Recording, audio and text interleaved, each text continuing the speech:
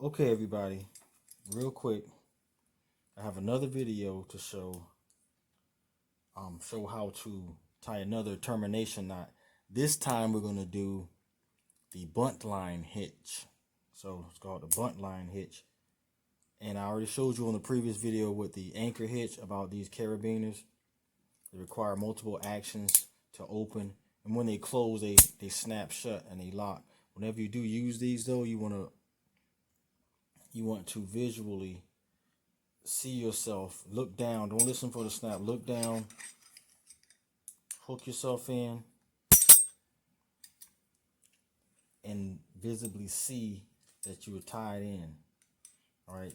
Some people that are more skilled, far more skilled than me, by habit, by feel, they'll just hook that thing in and keep moving. No, you want to be examining your equipment as you are working, as you're climbing, because I'm just learning how to climb, and actually soon I probably will be taking classes. But at any rate, you want to always examine your equipment. You want to take your harness, your saddle, you want to examine every stitch of this thing before you even start working. Same thing, you want to inspect your gloves, your helmet, your carabiners, make sure nothing's stopping them from opening and closing properly, just for safety's sake, and get in the habit of always doing that. Okay, so the buntline hitch is another termination knot. In other words, it's another knot that's going to allow you to tie into your climbing line. Remember, this climbing line is your lifeline. That's what's going up in the tree. And so this is what's going to attach you to your carabiner, your climbing harness. Okay, so this is how we're going to do it. You're going to go through your carabiner like so. I like to leave a long tail, so that's how I'm going to do that. So what you're going to do is you're going to go through, you're going to take your tail, go in front of, see, take your tail, go in front of the standing part of your rope. You see that? Remember, that's up in the tree. So you're going to go in front of that. And then you're going to go behind it. See that? I'm going to back it up and go again. Like I said, leave a long tail. I'm going through my carabiner. Then I'm going to go in front of the standing part and behind it. Then I'm going to, see that? Then I'm going to dip under.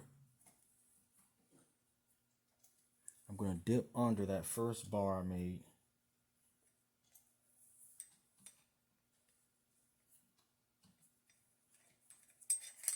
And go through like that.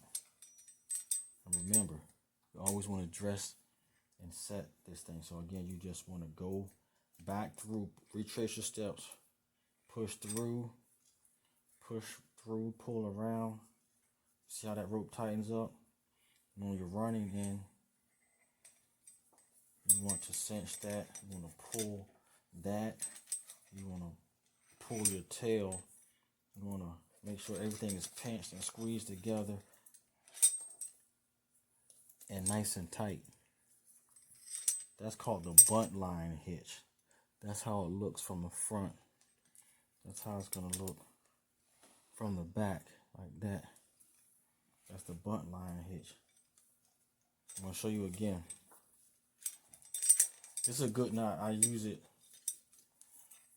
almost as much as I use the anchor hitch. Okay, starting from scratch. Okay, you got the carabiner. All right, you're going to run your rope through there. Like I said, I leave a kind of a long tail. Remember, that's your standing end, or some people call it the running end. I'm going to come back. I'm going to it's almost like I'm making another wrap, but I'm not. So I come around, wrap around the standing end. See that? Wrap around him, go behind him. See that? You're going to go behind him, dip in front of him,